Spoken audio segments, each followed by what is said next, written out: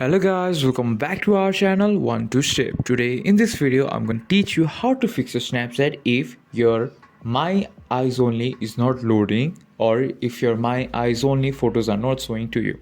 So let's go ahead. First of all, open your mobile phone and open your Snapchat application, and after that go to your profile and go to settings.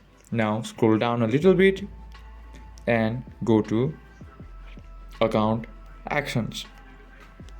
Now clear all these things, clear cache, clear conversation, and clear all these, clear my AI data, clear search history and everything, and go to permissions.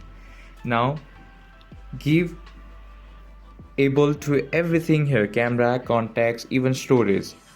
So I'm gonna give permissions to my storage too, and after that just go to Play Store and check if you have the latest version of Snapchat or not. As you can see, my Snapchat is on the latest version.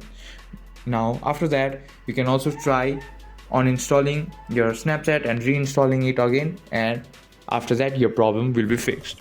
If you find our video helpful, please leave a like and don't forget to subscribe our channel. Hit the bell icon button to get updates on our new videos and drop a comment for reviews and more contents like this. Thank you for watching.